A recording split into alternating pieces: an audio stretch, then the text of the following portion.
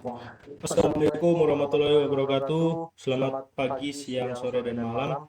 Kami dari kelompok satu ingin mempresentasikan tentang strategi belajar mengajar yang kita ambil, yaitu inquiry learning.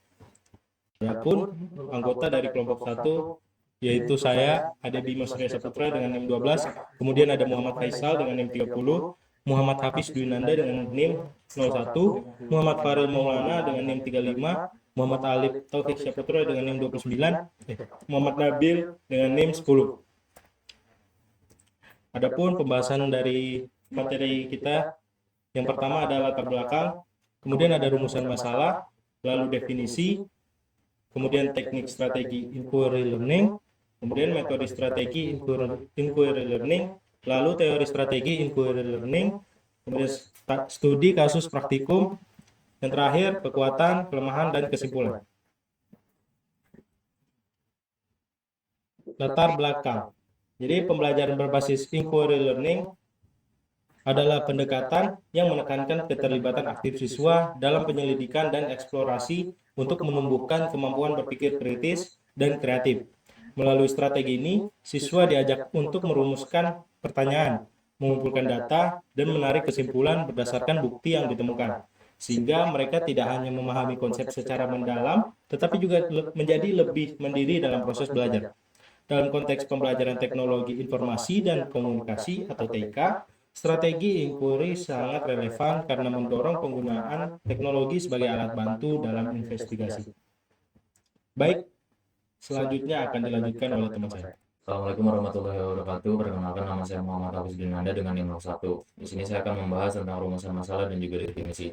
Yang pertama, di sini rumusan masalah itu ada 4 poin. Yang pertama ada definisi strategi inquiry learning.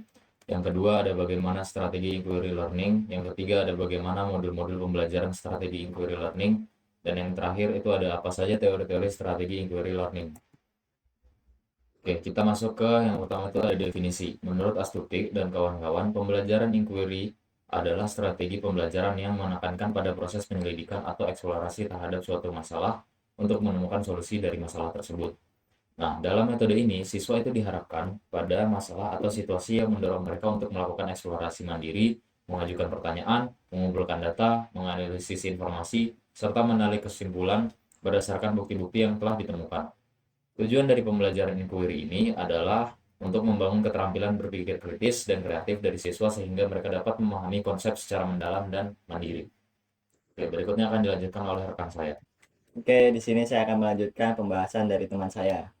Yang pertama, di sini kita akan membahas tentang beberapa teknik strategi inquiry learning. Yang pertama ada merumuskan masalah. Merumuskan masalah adalah guru memperkenalkan masalah yang relevan dan terbuka untuk mendorong diskusi, seperti perubahan iklim. Ini memicu rasa ingin tahu dan motivasi siswa untuk mencari solusi melalui proses pembelajaran. Yang kedua ada mengembangkan hipotesis. Mengembangkan hipotesis adalah siswa membuat hipotesis berdasarkan pengetahuan awal dan prediksi yang dapat diuji. Ini menghubungkan teori dengan praktik yang memperdalam pemahaman fenomena. Yang ketiga adalah pengumpulan dan analisis data. Pengumpulan dan analisis data adalah siswa mengumpulkan dan menganalisis data melalui pengamatan, eksperimen, atau sumber digital. Yang terakhir adalah menarik kesimpulan. Menarik kesimpulan adalah siswa mengevaluasi hipotesis berdasarkan data, menentukan apakah hipotesis diterima atau direvisi, dan membagikan temuan untuk memperkuat pemahaman serta keterampilan komunikasi dan kolaborasi.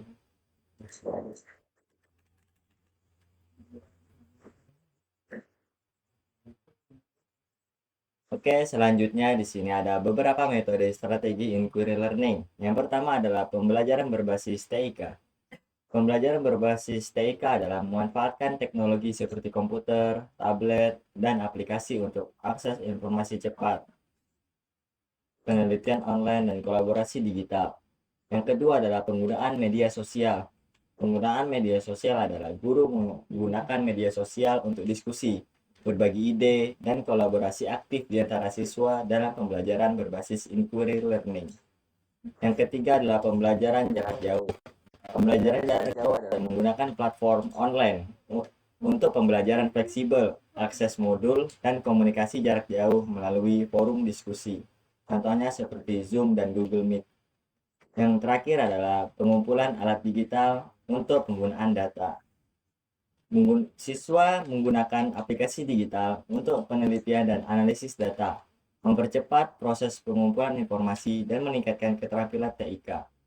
Baik, selanjutnya saya Muhammad Fahri Maulana dengan NIM 35 akan melanjutkan materi yang ada, yaitu ada teori strategi inquiry learning, yang dimana ada 3 poin. Yang pertama teori konstruktivisme, teori berpikir kritis, dan teori pembelajaran berbasis teknologi.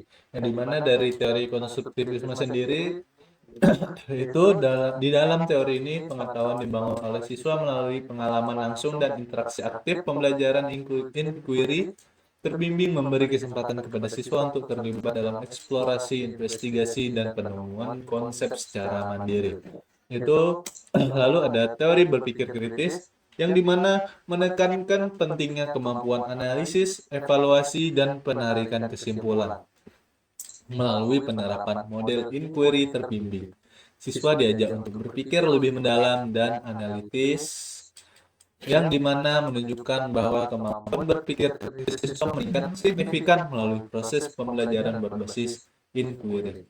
Lalu selanjutnya yaitu ada teori pembelajaran berbasis teknologi, yang dimana penggunaan laboratorium virtual memberikan alternatif yang efektif dalam situasi di mana laboratorium fisik yang sangat terbatas. Baik, untuk materi selanjutnya akan dilanjutkan oleh teman saya. Oke, nama saya Muhammad Alif Taufik Syaputra, NIM 29, akan melanjutkan materi terkait studi kasus praktikum penerapan model pembelajaran inquiry berbimbing untuk meningkatkan kemampuan berpikir kritis siswa di SMA N6 Surakarta.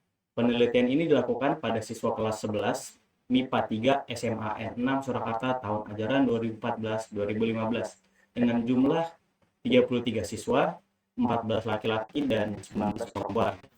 Penelitian ini merupakan penelitian tindakan kelas yang dilakukan dalam 3 siklus, di mana setiap siklus melibatkan 4 tahapan: perencanaan, pelaksanaan, observasi, dan refleksi.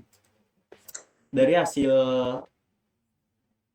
penelitian yang sudah dilakukan, peningkatan masing-masing aspek dalam 3 siklus adalah sebagai berikut. Dari segi interpretasi meningkat 30,30%, analisis meningkat 36,36%, evaluasi meningkat 41,67%, inferensi meningkat 31,82%, penjelasan meningkat 37,88%, dan pengaturan diri meningkat sebesar 24,25%. Studi kasus dalam model pembelajaran inquiry learning menunjukkan bahwa metode ini efektif dalam meningkatkan hasil belajar siswa dibandingkan dengan metode pembelajaran konvensional yang sering dilakukan di sekolah dasar. Studi ini dilakukan dengan metode studi literatur yang mengkaji 15 jurnal terakreditasi yang membahas penerapan inquiry learning di berbagai konteks. Di antara lain, peningkatan hasil belajar siswa, keaktifan dan keterlibatan siswa. Yang terakhir, relevansi dengan kurikulum 2013. Baik, saya Muhammad Nabil dengan NIM 10. Saya di sini akan melanjutkan penjelasan dari teman saya, yaitu di sini ada tentang kekuatan dan kelemahan. Nah, di kekuatannya itu ada 4. Yang pertama itu meningkatkan hasil belajar siswa. Yang kedua itu pemahaman yang mendalam terhadap materi. Yang ketiga itu interaksi yang aktif, yang menempatkan siswa sebagai pusat pembelajaran. Keempat, pemanfaatan teknologi dan sumber daya yang kompleks. Terus tuh di kelemahannya itu ada 3. Yang pertama, kebutuhan infrastruktur dan keterampilan guru. Yang kedua, keterbatasan eksperimen. Dan ketiga, pengaruh aktivitas siswa sehari-hari. Nah, di sini ada kesimpulan. Jadi kesimpulan di sini adalah strategi inquiry learning adalah pendekatan yang mendorong siswa aktif dalam eksplorasi, mencari informasi, merumuskan pertanyaan, dan memecahkan masalah secara mandiri, sehingga meningkatkan kemampuan berpikir kritis, analitis, dan kemandirian dalam belajar. Pelaksanaannya melibatkan tahapan perumusan masalah, pengembangan hipotesis, pengumpulan data, dan penarikan kesimpulan, di mana siswa aktif menghubungkan teori dengan praktik sambil melatih berpikir tingkat tinggi. Modul pembelajaran inquiry learning mencangkup pendekatan seperti flipped classroom, blended learning, dan pembelajaran berbasis proyek yang membangun keterampilan abad ke-21, serta memperkuat kolaborasi, kreativitas, dan komunikasi melalui kegiatan interaktif. Strategi ini didukung oleh teori konstruktivisme yang menekankan bahwa pembelajaran terjadi melalui pengalaman aktif, di mana siswa memproses informasi dengan makna sendiri, menjadikan pembelajaran lebih relevan, bermakna, dan dapat diterapkan dalam berbagai situasi. Nah, itulah adalah presentasi dari kelompok kami. Mohon maaf jika ada salah kata. Wassalamualaikum warahmatullahi wabarakatuh.